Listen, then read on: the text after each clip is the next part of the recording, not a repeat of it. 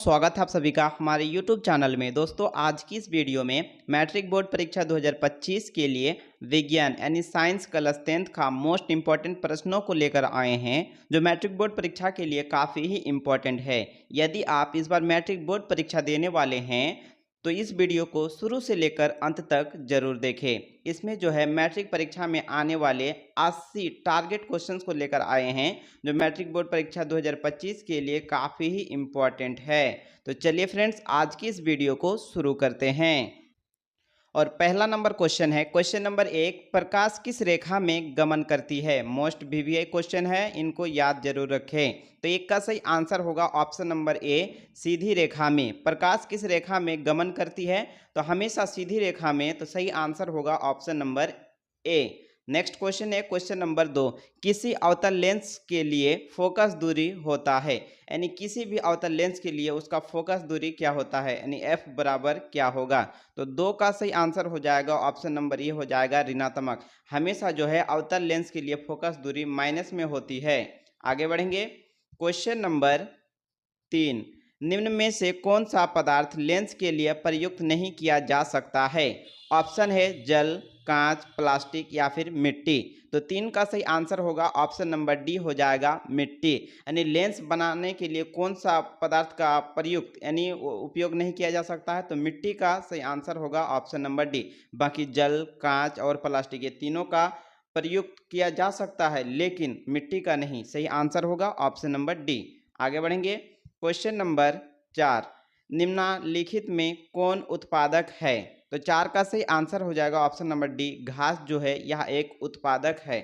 आगे बढ़ेंगे, question number 5, लोहा से जिंक लेपित करने की क्रिया को कहते हैं। तो 5 का सही आंसर हो जाएगा ऑप्शन नंबर बी हो जाएगा गैल्वेनीकरण। यानी लोहे से जिंक लेपित करने की प्रक्रिया को जो है क्रिया को क्या कहते हैं, गैल्वेनीकरण कहते हैं। सही आंसर होगा option number B. Next question है, क्वेश्चन नंबर 6, लोहा एवं इस्पात को जंग से सुरक्षित रखने के लिए उन पर किस धातु की पतली परत चढ़ाई जाती है। तो 6 का सही आंसर होगा ऑप्शन नंबर डी, जिंक। यानी लोहा एवं इस्पात को जो है जंग से सुरक्षित रखने के लिए जो है उस पर जिंक की पतली परत, एकदम पतली परत चढ़ाई जाती है। सही आंसर होगा ऑप्शन नंबर डी हो जाएगा। नेक्स्ट क्वेश्चन है, क्वेश्चन नंबर 7, विद्युत अपघटनी परिष्करण में अशुद्ध धातु को बनाया जाता है। तो 7 का सही आंसर हो जाएगा ऑप्शन नंबर ए, एनोड पर। यानी विद्युत अपघटनी पर जो है परिष्करण में अशुद्ध धातु को बनाया जाता है, किस में शुद्ध करने के लिए, तो एनोड पर। सही आंसर होगा ऑप्शन नंबर ए हो जाएगा। आगे बढ़ेंगे, क्वेश्चन नंबर 8, एल्युमिनियम पर मोटी ऑक्साइड की परत बनाने की प्रक्रिया कहलाती है। तो 8 का सही आंसर होगा ऑप्शन नंबर बी हो जाएगा एनोडीकरण। यानी एल्यूमिनियम पर जो है मोटी यानी बहुत मोटी परत को ऑक्साइड की परत बनाएंगे तो जो हो जाएगा एनोडीकरण हो जाएगा। सही आंसर होगा option number B. Next question, question number 9, जब गैस एक उत्तम ईंधन है और इसमें मीथेन होती है। तो 9 का सही आंसर हो जाएगा ऑप्शन नंबर सी हो जाएगा 75%। यानी गैस क्या है, यह एक उत्तम ईंधन है और इसमें जो है मीथेन कितनी होती है, तो 75% होती है। सही आंसर ऑप्शन नंबर सी होगा। नेक्स्ट क्वेश्चन है, क्वेश्चन नंबर 10, सीएनजी गैस के कौन कौन अवयव हैं। तो 10 का सही आंसर हो जाएगा ऑप्शन नंबर डी हो जाएगा सभी। यानी मेथेन, एथेन, प्रोपेन ये जो है तीनों, तो सही आंसर हो जाएगा ऑप्शन नंबर डी होगा। क्या होगा, यानी सीएनजी गैस के कौन कौन अवयव हैं, तो इनमें सभी। सही आंसर ऑप्शन नंबर डी। और नेक्स्ट क्वेश्चन है, क्वेश्चन नंबर 11, श्वसन किस प्रकार की रासायनिक अभिक्रिया है। तो 11 का सही आंसर होगा ऑप्शन नंबर ए हो जाएगा उपचायन। यानी श्वसन हम लोग जो सांस लेते हैं यह किस प्रकार की रासायनिक अभिक्रिया है, तो सही आंसर होगा ऑप्शन नंबर ए हो जाएगा उपचायन। और नेक्स्ट क्वेश्चन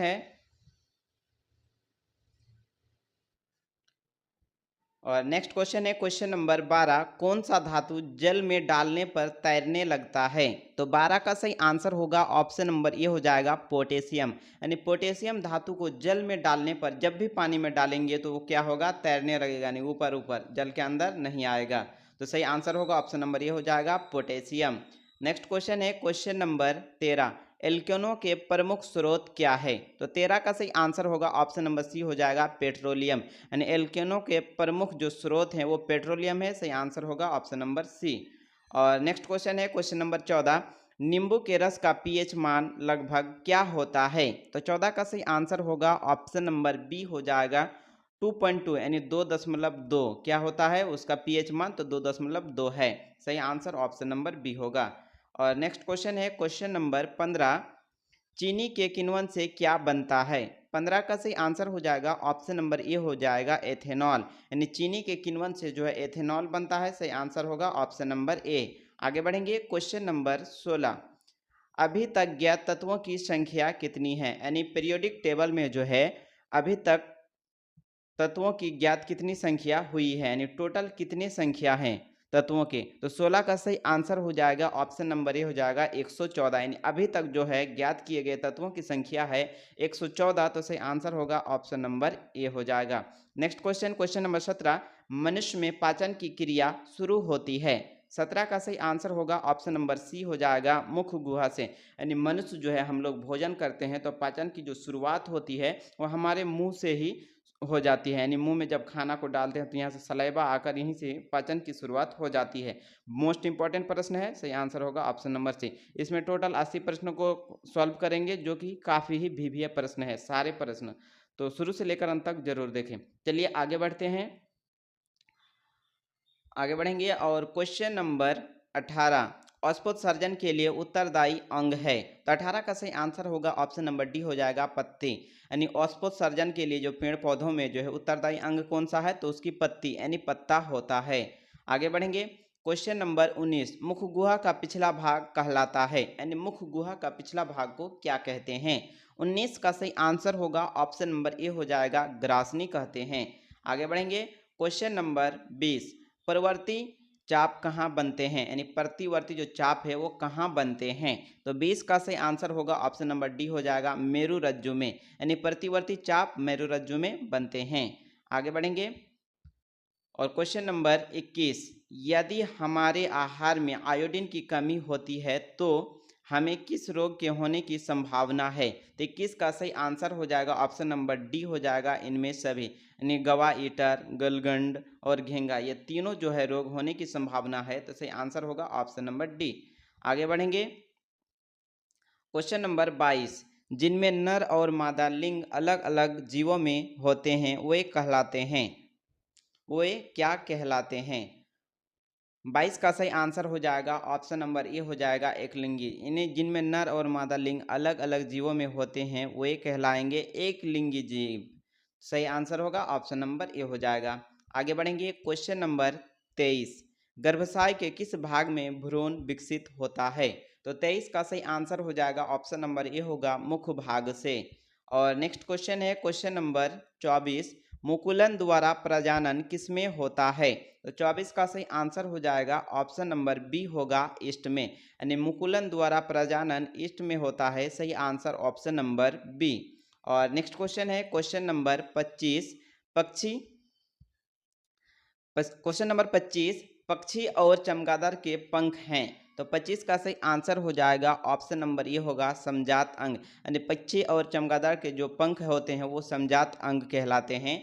सही answer option A. Next question, question number 26, प्राथमिक उपभोक्ता कहलाते हैं। तो 26 का सही आंसर हो जाएगा ऑप्शन नंबर ए हो जाएगा शाकाहारी, यानी प्राथमिक उपभोक्ता शाकाहारी होते हैं और द्वितीय जो उपभोक्ता होते हैं वो मांसाहारी होते हैं और तृतीय उपभोक्ता को क्या कहते हैं? सर्वाहारी, जो कि साग सब्जी और मांस दोनों खाते हैं उसे क्या कहेंगे? सर्वाहारी कहेंगे। और प्राथमिक उपभोक्ता कहलाएंगे क्या? शाकाहारी। सही आंसर ऑप्शन ए। और द्वितीय उपभोक्ता क्या कहलाएंगे? तो मांसाहारी। और तृतीय जो होंगे वो सर्वाहारी कहलाएंगे। ये मोस्ट इंपॉर्टेंट प्रश्न है इसलिए आपको समझा दिए। आगे बढ़ेंगे और आगे बढ़ते हैं क्वेश्चन नंबर 27, प्रकाश किस रेखा में गमन करती है? तो 27 का सही आंसर होगा ऑप्शन नंबर ए सीधी रेखा में। आगे बढ़ेंगे क्वेश्चन नंबर 28, निम्न में से कौन सा पदार्थ लेंस के लिए प्रयुक्त नहीं किया जा सकता है? तो 28 का सही आंसर होगा ऑप्शन नंबर डी हो जाएगा मिट्टी। और आगे बढ़ेंगे क्वेश्चन नंबर 29, लाल तथा हरे वर्णों के प्रकाश के मिलने पर किस वर्ण का प्रकाश उत्पन्न होता है, यानी कि जब लाल और हरा रंग मिलेगा तो कौन सा प्रकाश बनेगा, यही पूछ रहा है। तो 29 का सही आंसर हो जाएगा ऑप्शन नंबर सी हो जाएगा, पीला बनेगा। आगे बढ़ेंगे क्वेश्चन नंबर 30। मानव नेत्र जिस भाग पर प्रतिबिंब बनाते हैं वह है, यानी मानव हमारे जो आँख है इसमें जो वस्तु का इमेज यानी प्रतिबिंब बनता है, फोटो बनता है, तो वो किस भाग में बनता है। तो 30 का सही आंसर होगा ऑप्शन नंबर डी हो जाएगा, दृष्टि पटल में। नेक्स्ट क्वेश्चन है क्वेश्चन नंबर 31 प्रकाश के किस रंग के लिए तरंगधार्य अधिकतम होता है। तो 31 का सही आंसर होगा ऑप्शन नंबर सी हो जाएगा, लाल, यानी प्रकाश का जो लाल रंग का तरंगधार्य होता है वो सबसे अधिकतम होता है। तो सही आंसर हो जाएगा ऑप्शन नंबर सी हो जाएगा हम लोगों का, लाल रंग। और आपको बता दें कि लाल रंग का जो है उपयोग रेलवे सिग्नल में किया जाता है, क्योंकि इसका तरंगधार्य जो है सबसे अधिक होता है और ये खतरे की निशानी भी मानी जाती है। आगे बढ़ेंगे क्वेश्चन नंबर 32। ऊर्जा के सभी रूप में अनंत स्रोत किसे माना जाता है। तो 32 का सही आंसर होगा ऑप्शन नंबर सी हो जाएगा, सूर्य को, सन। आगे बढ़ेंगे क्वेश्चन नंबर 33। वैसे पदार्थ जो अन्य पदार्थों को अवकृत करने की क्षमता रखते हैं। तो 33 का सही आंसर होगा ऑप्शन नंबर सी हो जाएगा, अवकृत कहलाएंगे। आगे बढ़ेंगे क्वेश्चन नंबर 34। निम्न में कौन सी धातु तार के रूप में उपलब्ध है। तो 34 का सही आंसर होगा ऑप्शन नंबर ए हो जाएगा, कॉपर, यानी कॉपर धातु जो है वो तार के रूप में उपलब्ध है। इसमें जो है बिजली को लेन देन यानी आदान प्रदान के लिए किया जाता है, तार के रूप में इसे उपयोग करते हैं। आगे बढ़ेंगे क्वेश्चन नंबर 35। निम्नलिखित में से किसे चाकू से काटा जा सकता है। तो 35 का सही आंसर हो जाएगा ऑप्शन नंबर सी हो जाएगा, 35 का सही आंसर हो जाएगा, सॉरी, ऑप्शन नंबर ये होगा, लिथियम, यानी लिथियम धातु जो है सबसे मुलायम होती है और इसे जो है चाकू से काटा जा सकता है। बाकी जो है कैल्शियम, कॉपर, आयरन इसे काटा नहीं जा सकता है, बहुत ही हार्ड होते हैं। बाकी लिथियम जो है काफ़ी मुलायम होते हैं। तो सही आंसर हो जाएगा हमारा ऑप्शन नंबर ए। आगे बढ़ेंगे क्वेश्चन नंबर 36। कार्बन का कौन सा अपर रूप अधिक कठोर होते हैं, यानी होता है। तो 36 का सही आंसर हो जाएगा ऑप्शन नंबर सी हो जाएगा, हीरा, यानी कार्बन का सबसे अधिक जो कठोर धातु होता है यानी अपरूप होता है, अपरूप, वो हीरा का होता है। तो सही आंसर होगा ऑप्शन नंबर सी हो जाएगा। बाकी ग्रेफाइट, जल, कोयला इसका अपरूप जो है उतना कठोर नहीं होता है हीरा के मुकाबले में। तो सही आंसर होगा ऑप्शन नंबर सी। आगे क्वेश्चन नंबर 37। आधुनिक आवर्त सारणी में तत्वों के वर्गीकरण का क्या आधार माना गया है। तो 37 का सही आंसर हो जाएगा ऑप्शन नंबर बी हो जाएगा, परमाणु संख्या, यानी आधुनिक आवर्त सारणी में तत्वों के वर्गीकरण का जो मुख्य कारण है यानी आधार है वो परमाणु संख्या है। सही answer option B. Next question, question number 38। शरीर में किसकी कमी से घेंघा हो सकता है। तो 38 का सही आंसर हो जाएगा ऑप्शन नंबर बी, आयोडीन की कमी से, यानी नमक अगर शरीर में कम होगा तो उसकी कमी से जो है घेंघा रोग उत्पन्न हो सकता है। आगे बढ़ेंगे और नेक्स्ट क्वेश्चन है क्वेश्चन नंबर 39। मनुष्य में क्रोमोसोम यानी गुणसूत्र की संख्या है। तो 39 का सही आंसर होगा option number C, 46। Next question है क्वेश्चन नंबर 40। प्रकृति में पृथ्वी पर ऊर्जा का मुख्य स्रोत है। तो 40 का सही आंसर होगा ऑप्शन नंबर बी, सूर्य, यानी सन जो है, सन ये क्या है, सूर्य प्रकृति में पृथ्वी पर ऊर्जा का मुख्य स्रोत है। नेक्स्ट क्वेश्चन है क्वेश्चन नंबर 41। वन संपदा का एक उदाहरण है। तो 41 का सही आंसर होगा ऑप्शन नंबर बी हो जाएगा, लकड़ी। और नेक्स्ट क्वेश्चन है क्वेश्चन नंबर 42। स्वपोषी पोषण के लिए आवश्यक है। तो इसके लिए जो है स्वपोषी पोषण के लिए आपको क्या क्या चाहिए बता दूं कि CO2 भी चाहिए, कार्बन डाइऑक्साइड और क्लोरोफिल और सौर प्रकाश यानी सूर्य का प्रकाश। तो ये जो ये तीनों चाहिए। तो हमारा सही आंसर होगा ऑप्शन नंबर डी, इनमें से सभी, यानी स्वपोषी पोषण के लिए जो है जैसे हम लोगों के लिए, पेड़ पौधों के लिए जो है CO2 यानी कार्बन डाइऑक्साइड गैस, क्लोरोफिल, सूर्य का प्रकाश, ये तीनों चाहिए। तो सही आंसर होगा ऑप्शन नंबर डी हो जाएगा, इनमें से सभी। Next question, question number 43। Insulin की कमी से होता है, यानी इंसुलिन की कमी से क्या होता है।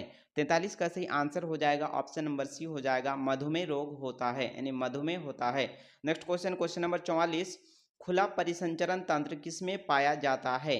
तो 44 का सही आंसर हो जाएगा ऑप्शन नंबर बी हो जाएगा, कॉकरोच में। कॉकरोच में क्या पाया जाता है, तो खुला परिसंचरण तंत्र पाया जाता है। सही आंसर होगा ऑप्शन नंबर बी। और नेक्स्ट क्वेश्चन है क्वेश्चन नंबर 45, लोहा से जिंक लेपित करने की क्रिया को कहते हैं, यानी लोहा से जिंक लेपित करने की क्रिया को क्या कहते हैं। 45 का सही आंसर होगा ऑप्शन नंबर बी हो जाएगा, गैल्वेनीकरण कहते हैं। नेक्स्ट क्वेश्चन क्वेश्चन नंबर 46, आवर्त सारणी में कितने आवर्त हैं।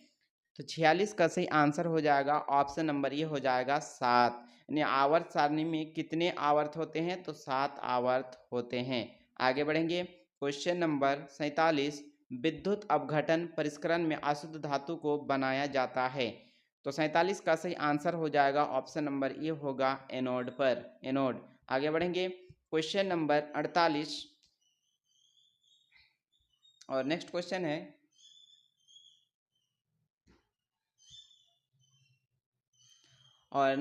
क्वेश्चन नंबर 48, एल्युमिनियम पर मोटी ऑक्साइड की परत बनाने की प्रक्रिया कहलाती है। तो 48 का सही आंसर हो जाएगा ऑप्शन नंबर बी हो जाएगा, एनोडीकरण। नेक्स्ट क्वेश्चन है क्वेश्चन नंबर 49, बॉक्साइट निम्नलिखित में किस धातु का अयस्क है। तो 49 का सही आंसर हो जाएगा ऑप्शन नंबर सी हो जाएगा, एल्युमिनियम का, यानी बॉक्साइट जो निम्नलिखित में किस धातु का अयस्क माने जाते हैं, तो एल्युमिनियम धातु का सही answer option number C. Next question है क्वेश्चन नंबर 50, लोहे का परमाणु संख्या कितनी होती है। तो 50 का सही आंसर होगा ऑप्शन नंबर बी, लोहे की परमाणु संख्या 26 होती है, 26।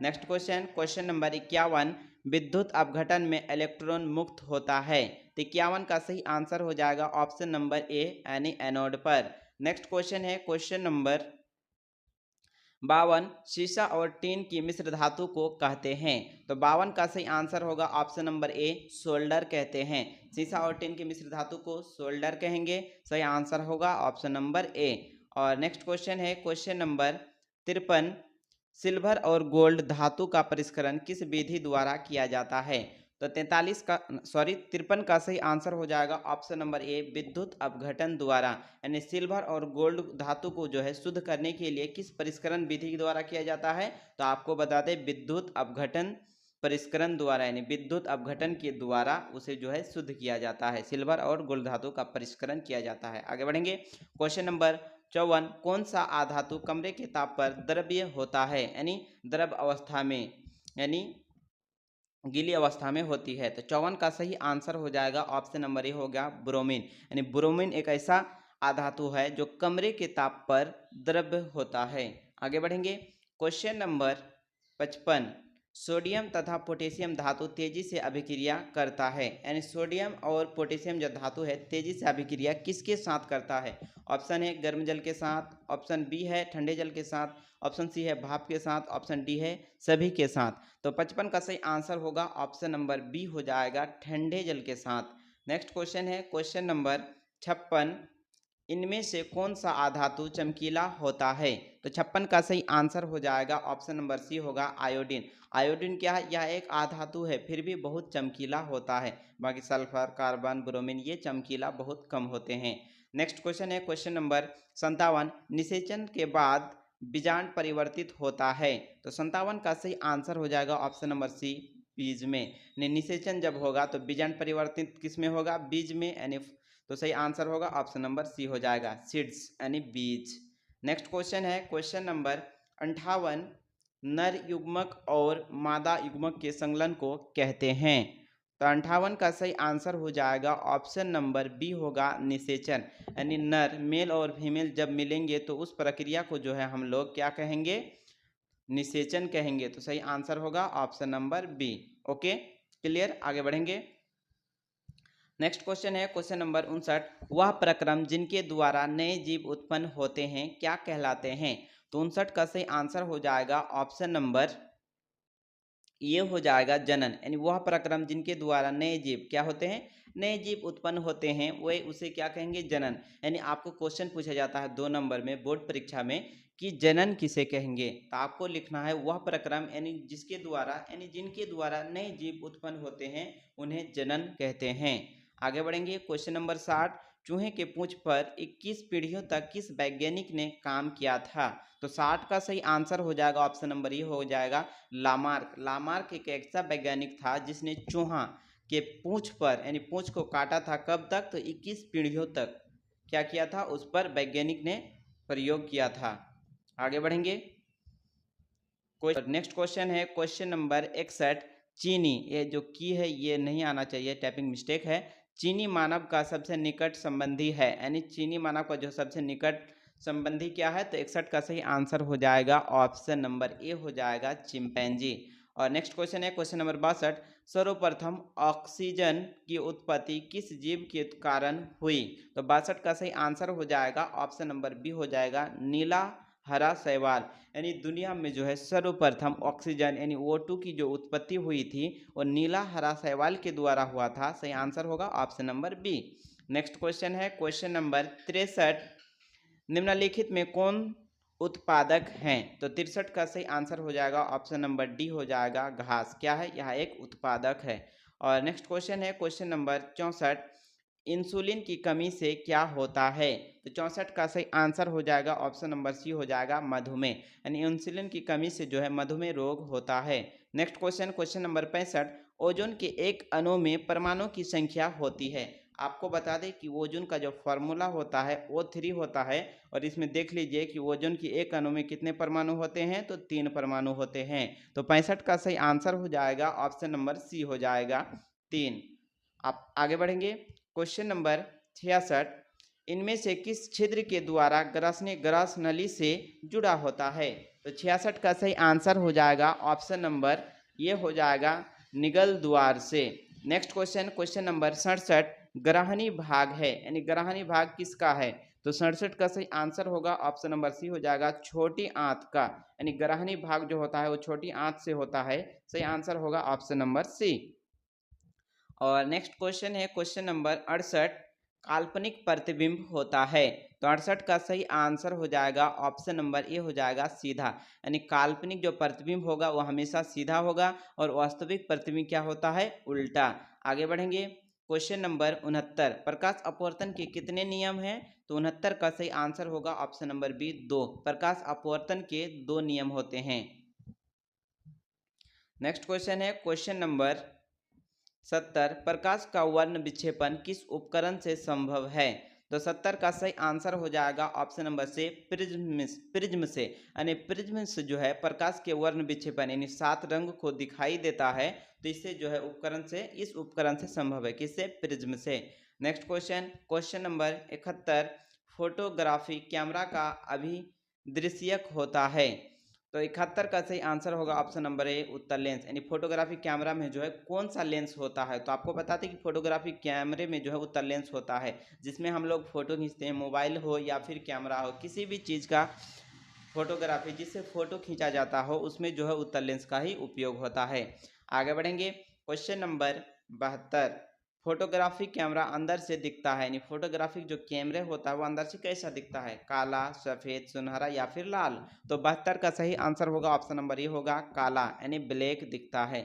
आगे बढ़ेंगे क्वेश्चन नंबर 73। और नेक्स्ट क्वेश्चन है क्वेश्चन नंबर 73। विद्युत धारा उत्पन्न करने की युक्ति को कहते हैं, यानी विद्युत धारा उत्पन्न करने की युक्ति कहते हैं, उसे क्या कहते हैं, तो 73 का सही आंसर हो जाएगा ऑप्शन नंबर ए जनित्र। यानी जिसमें जो है विद्युत धारा उत्पन्न होती है, यानी बिजली उत्पन्न होती है, करेंट, उसे हम लोग जनित्र कहते हैं। सही आंसर होगा option A. Next question question number 74। सरल सूक्ष्मदर्शी में किसका उपयोग होता है, तो 74 का सही आंसर होगा ऑप्शन नंबर डी हो जाएगा उत्तल लेंस का। और नेक्स्ट क्वेश्चन है question number 75।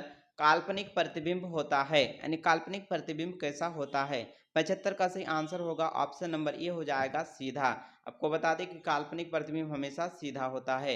Next question question number 76। किसी माध्यम के अपवर्तनांक का मान होता है, तो 76 का सही आंसर होगा ऑप्शन नंबर बी साइन आई बटा साइन आर होता है। यानी किसी भी माध्यम का जो अपवर्तनांक होगा वो साइन आई बटे साइन क्या होता है, आर होता है। तो इसी को जो है हम लोग अपवर्तनांक बोलते हैं।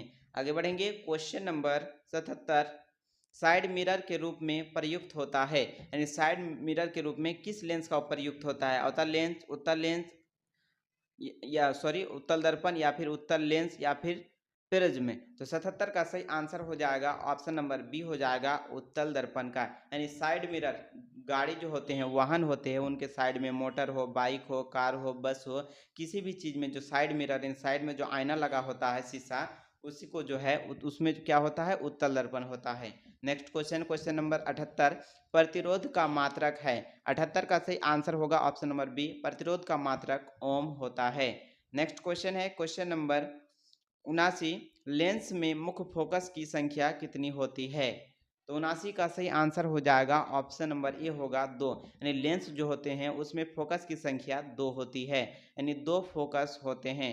F2 सही आंसर होगा ऑप्शन नंबर ए हो जाएगा, यानी 2F, 2 फोकस होते हैं। और नेक्स्ट क्वेश्चन है क्वेश्चन नंबर 80, सर्वप्रथम ऑक्सीजन की उत्पत्ति किस जीव के कारण हुई। आगे बढ़ेंगे, पूरा क्वेश्चन आना चाहिए डिस्प्ले में।